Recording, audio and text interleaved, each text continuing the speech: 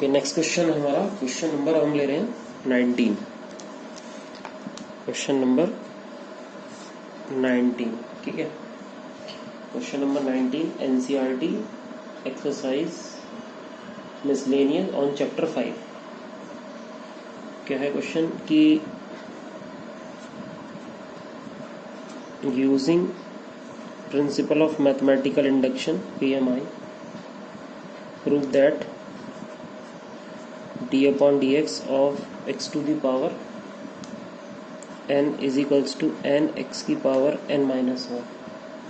ठीक है, जहाँ पर n क्या है, जहाँ पर n बिलोंग कर रहा है पॉजिटिव इंटीजर, पीएमआई से प्रूव करना है हमें इस फॉर्मूले को। ठीक है, तो पीएमआई का कंसेप्ट हम सबको पता ही है। क्या करते हैं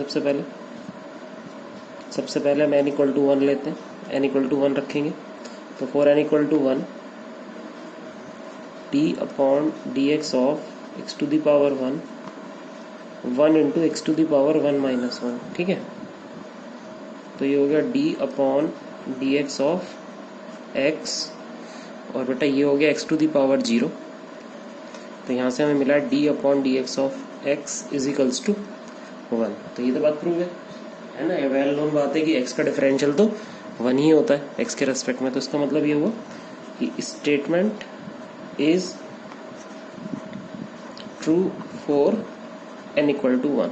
ठीक है, उसके बाद हम क्या मानते हैं कि let n equal to k be true where k belongs to any positive integer. ठीक है, जो 1 से आगे कोई होगा। तो इसके लिए हम क्या करते हैं, let d upon D X of x to the power k is equals to k x to the power k minus 1।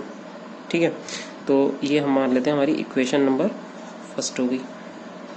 अब for n equal to k plus 1 के लिए हमें स्टेटमेंट को प्रूव करना होगा, तब हम ये मानेंगे कि हमारा x की पावर k भी ट्रू हो चुका है। तो n equal to k plus 1 लेते हैं LHS में क्वेश्चन की।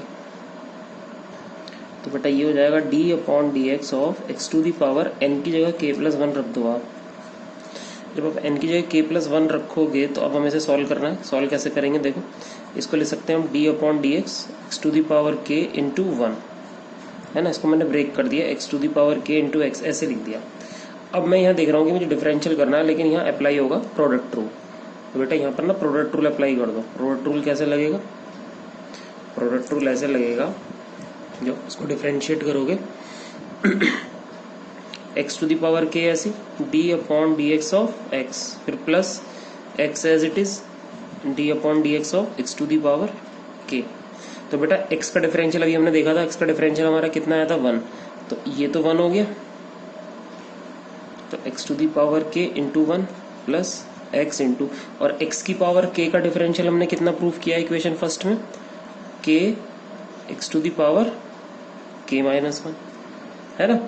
अब देखो इसमें से हम कॉमन क्या ले सकते हैं, इसमें से बेटा हम कॉमन ले सकते हैं x to the power k minus 1 हमारा कॉमन आ रहा है, x to the power k minus 1 मैंने कॉमन ले लिया।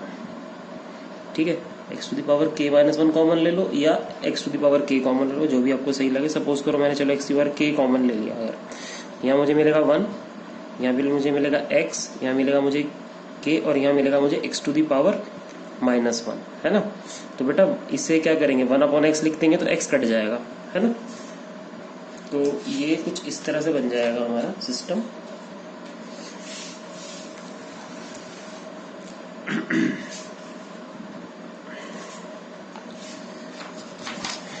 किस तरह से, देखिए x की पावर k, है ना, x to the power k। इस पेज को मैं हटा देता हूँ। x to the power k, यहाँ बच गया 1 प्लस x इंटू k, और x की पावर माइनस 1 को मैंने 1 अपॉन एक्स लिख दिया।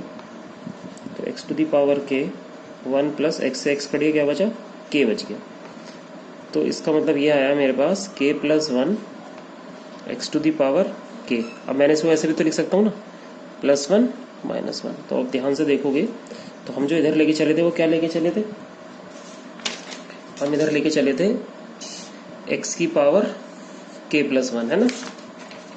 तो x की power k plus one equals to कितना आया k plus one X to the power k plus one minus one. इसका मतलब ये हुआ कि जो ये स्टेटमेंट है वो n equal to k plus one के लिए भी क्या हो गई, प्रूव्ड हो गई।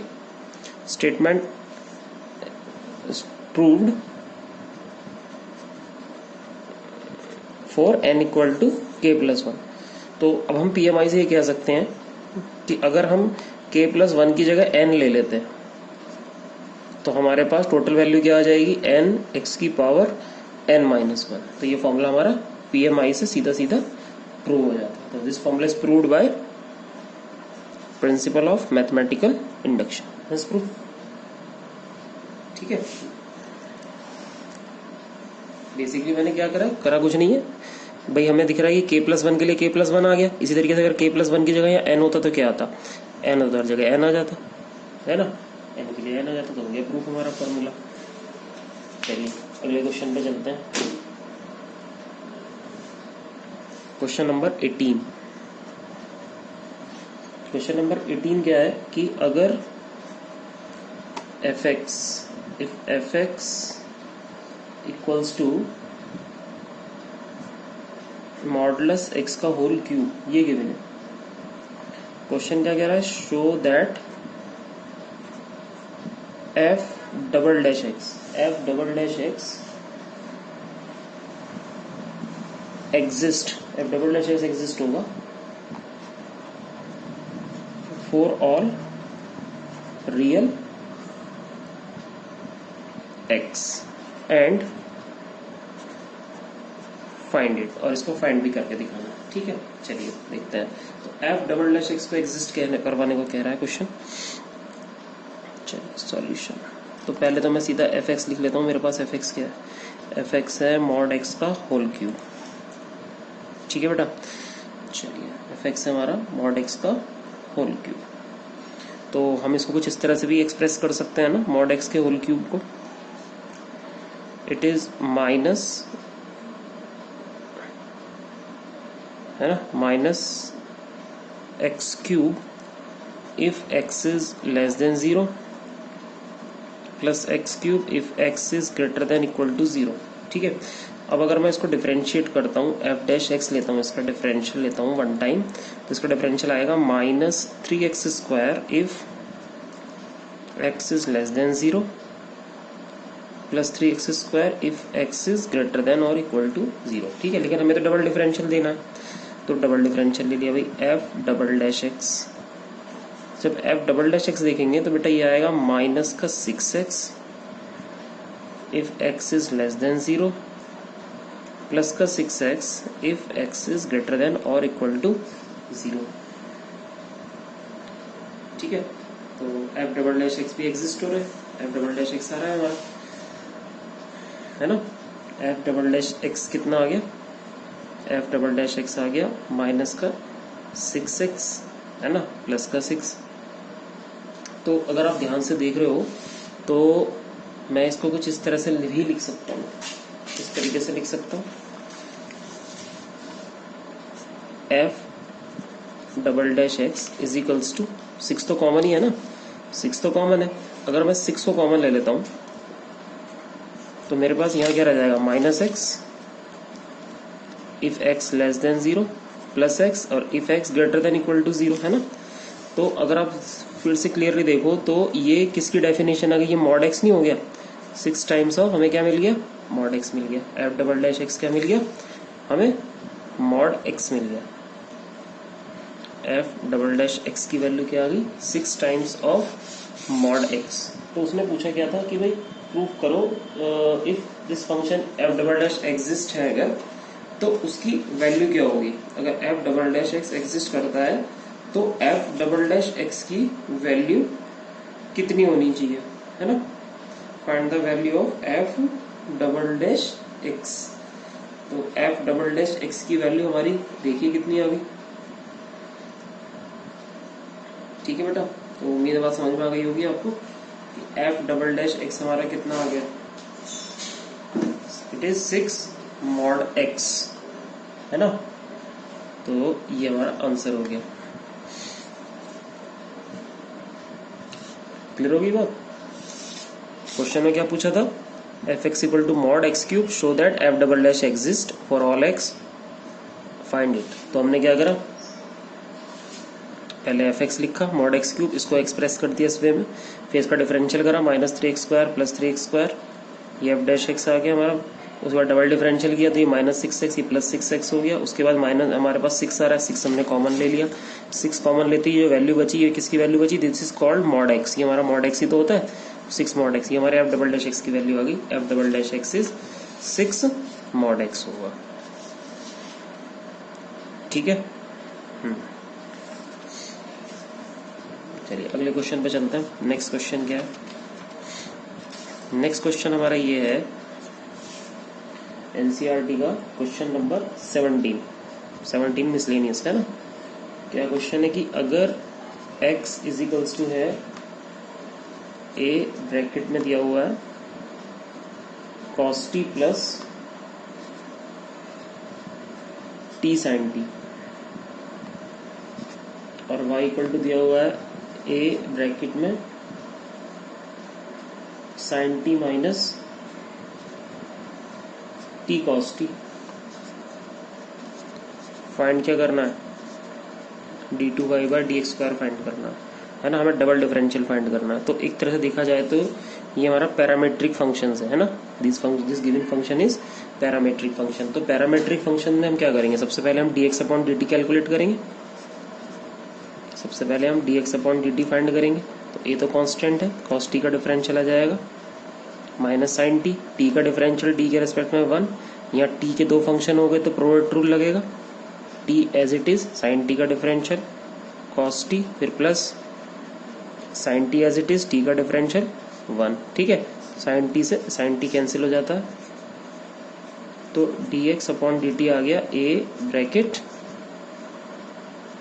t cos t। ठीक है, इसी तरीके से बेटा अब हम लेते हैं y का डिफरेंशियल dy/dt। तो a तो कांस्टेंट है, sin t का डिफरेंशियल cos t, t का डिफरेंशियल t के रेस्पेक्ट में 1, यहाँ बेटा लग जाएगा प्रोडक्ट रूल, t के दो फंक्शन है, बाहर माइनस है, तो जब बाहर माइनस होता है तो हमें ब्रैकेट यूज करना लेना चाहिए। ब्रैकेट लगाया, प्रोडक्ट रूल लगा देते हैं, t ऐसी cos t का डिफरेंशियल कितना हो गया माइनस sin t, फिर प्लस cos t ऐसी t का डिफरेंशियल हो गया 1, ब्रैकेट क्लोज। तो dy/dt कितना आ गया, a cos t plus t sin t and minus cos t। तो माइनस cos t से प्लस cos t गया, तो बेटा dy/dt कितना आ गया, it is 80 sin t, it is dy/dt। But we have to find d2y/dx² and for d2y/dx² at first we have to find dy/dx। तो dy/dx, तो dy/dx को हम कैसे लिखते हैं पैरामेट्रिक में, dy/dt इंटू dt/dx। तो देखो dy/dt की वैल्यू डालो पहले कितनी है, dy/dt की वैल्यू है 80 sin t इंटू dt/dx की वैल्यू पुट करो, इसका रेसिप्रोकल हो जाएगा 1/80 cos t। ठीक है, तो 80 से तो 80 ही कैंसिल हो गया, तो हमें मिल गया dy/dx। dy/dx हमें कितना मिल गया, dy/dx मिल गया हमें sin t/cos t, sin t/cos t। तो इसका मतलब ये हुआ कि dy/dt हमें मिल गया tan t, है ना, सॉरी dy/dt नहीं बेटा, dy/dx। तो dy/dx क्या मिल गया tan t, बट हमें तो d2y/dx² चाहिए ना, x के रेस्पेक्ट में डबल डिफरेंशियल चाहिए। तो हम क्या करेंगे, इस फंक्शन का x के रेस्पेक्ट में दोबारा डिफरेंशियल करेंगे, है ना, again differential with respect to x, इस फंक्शन का फिर दोबारा से x के रेस्पेक्ट में डिफरेंशियल। जब इसका दोबारा x के रेस्पेक्ट में डिफरेंशियल करेंगे तो क्या लिखेंगे, d/dx of dy/dx and d/dx of tan t।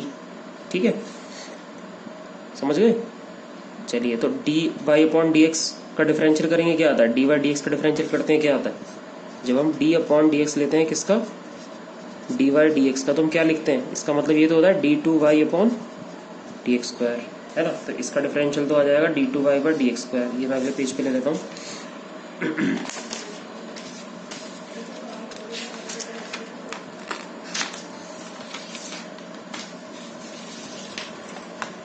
है बेटा, तो चलिए देखते हैं। तो इसका डिफरेंशियल क्या आ गया, इसका डिफरेंशियल आ जाएगा कितना, d2y upon D x square. और बेटा यहाँ जो बच रहा था हमारा tan t, tan का डिफरेंशियल क्या होता है, sec होता है ना, तो tan का डिफरेंशियल हो गया sec square t। But chain rule लग रहा है, x के रेस्पेक्ट में डिफरेंशियल t का भी करना पड़ेगा। t का डिफरेंशियल x के रेस्पेक्ट में कितना आएगा, it is dt upon dx। तो इसका मतलब ये हुआ कि d2y upon D x square की वैल्यू आ गई sec स्क्वायर t और into D T by d x. अब देखो D T by d x की वैल्यू यहाँ से कितनी आ सकती है, D T by d x की वैल्यू यहाँ से रेसिप्रोकल करके आ जाएगी 1 upon A T cos T, है ना। तो यहाँ D T by d x की वैल्यू पुट कर देंगे 1 upon A T cos T. ठीक है, तो बेटा ये कितना हो गया, ये हो गया हमारा d two y by d x square is equals to 1 upon cos क्या होता है, सेक होता है। 1 अपॉन कॉस को हम क्या लिख सकते हैं, सेक लिख सकते हैं। तो सेक टी और ये सेक टी कितना हो गया, सेक क्यूब टी हो गया। और अपॉन में कितना बचा, 80, है ना, सेक क्यूब टी अपॉन 80। तो ये हमारा डिफरेंशियल आ गया, D two by D square की वैल्यू आ गई सेक क्यूब टी अपॉन 80। तो ये ध्यान रखना है, इसमें कहीं इसमें D T by d x भी लगेगा, ये याद रखना है, क्योंकि हम tan t का डिफरेंशियल कर रहे हैं x के रेस्पेक्ट में। तो tan का डिफरेंशियल तो sec स्क्वायर t हो जाएगा, लेकिन t भी तो है ना, चेन रूल लगता है। तो t का डिफरेंशियल जब x के रेस्पेक्ट में करेंगे तो dt बाई डी एक्स लिख लेंगे, और जब t का डिफरेंशियल t के रेस्पेक्ट में होता है तो 1 लिखते हैं। ठीक है, चलिए नेक्स्ट क्वेश्चन पर चलते हैं। मिसलेनियस के क्वेश्चन नंबर 16 की बात करेंगे अब। क्वेश्चन नंबर 16 क्या है कि अगर cos y हमारे पास है x cos a plus y, ठीक है, x cos y कितना है, x cos a plus y, और आपको प्रूव ये करना है, to prove d y d x is equals to cos square a plus y upon sine है।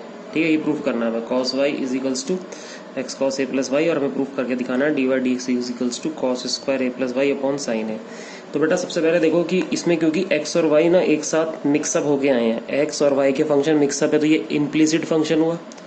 ठीक है, इम्प्लिसिट फंक्शन हुआ, cos y is equals to x cos a plus y, implicit हुआ ना, क्योंकि एक्स और वाई मिक्स है। लेकिन अगर हम ऑब्जर्व करें तो हम क्लियरली इस एक्स की वैल्यू कैलकुलेट कर सकते हैं आसानी से, एक्स अलग हो जाएगा, वाई का फंक्शन अलग हो जाएगा। तो ये कुछ ऐसे लिखा जाएगा ना, x is equals to cos y upon cos a plus y. अब ये ना इम्प्लिसिट से हमने क्या बना दिया, ये बन गया हमारा एक्सप्लिसिट, ये एक्सप्लिसिट फंक्शन हो गया। लेकिन एक्स किसका फंक्शन बना, वाई का फंक्शन बना। तो हम क्या करेंगे, डिफरेंशियल लेंगे with respect to y, differential with respect to y. तो ये हो जाएगा d upon d y of x and d upon d y of cos y upon cos a plus y. अब यहाँ पर चूंकि दो वाई के फंक्शन आ गए न्यूमरेटर डिनोमिनेटर में, तो यहाँ लगेगा आपका क्वोशंट रूल। एक्स का डिफरेंशियल वाई के रेस्पेक्ट में हम लिखते हैं d x upon d y, और यहाँ क्वोशंट रूल लगाएंगे second as it is, d upon d y of first, फिर minus first as it is d upon d y of cos a plus y, और upon में second function क्या है, cos a plus y, इसका whole square. ठीक है, चलिए, तो ये D x upon d y निकल के आ गया हमारा कॉस ए प्लस वाई। देखो कॉस वाई का डिफरेंशियल वाई के रेस्पेक्ट में करेंगे क्या आएगा, माइनस का साइन वाई, और फिर वाई का डिफरेंशियल वाई के रेस्पेक्ट में 1, क्योंकि एक्स का डिफरेंशियल एक्स के रेस्पेक्ट में 1 होता है, माइनस कॉस वाई। ऐसे यहाँ कॉस वाई का डिफरेंशियल कितना आएगा, minus sign a plus y, और फिर ए का 0 और वाई का करेंगे वाई के रेस्पेक्ट में 1, अपॉन में कितना, cos square a plus y. ठीक है, अब इसमें देखो क्या बन सकता है मैटर पूरा, ये बन गया minus cos a plus y into sine y, और minus plus cos y into sine a plus y, और अपॉन डिनोमिनेटर में क्या आ गया, cos square a plus y आ गई। ठीक है, डिनोमिनेटर में क्या आ गया, cos square a plus y आ गया। अब क्लियरली देखो ऊपर की तरफ न्यूमरेटर में एक बहुत अच्छी आइडेंटिटी बन रही है, लेकिन आइडेंटिटी को थोड़ा ना ध्यान से समझना कैसे बन रही है। इस तरह देखो यहाँ तो माइनस आ गया, ऐसी कोई आइडेंटिटी यानी इसमें माइनस पहले आता है, ऐसी तो कोई आइडेंटिटी नहीं है। तो यहाँ से देखो ये आइडेंटिटी बन रही है साइन ए कॉस बी, है ना। अगर मैं ए प्लस वाई को ए मान लूँ और वाई को बी मान लूँ, ए प्लस वाई को ए मान लूँ और वाई को बी मान लूँ, तो आइडेंटिटी बन रही है साइन ए कॉस बी माइनस कॉस ए साइन बी, है ना। साइन ए कॉस बी माइनस कॉस ए साइन बी, है ना। थोड़ा सा हमें तरीके से देखना पड़ेगा। साइन ए कॉस बी माइनस कॉस ए साइन बी किसका फॉर्मूला होता है, ये लिख दूं साइड में, dx अपॉन dy। तो ये फॉर्मूला बन गया आपका साइन ए माइनस बी का, साइन ए माइनस बी। अब a क्या है, a plus y, minus b क्या है, y, अपॉन नीचे क्या है, कॉस स्क्वायर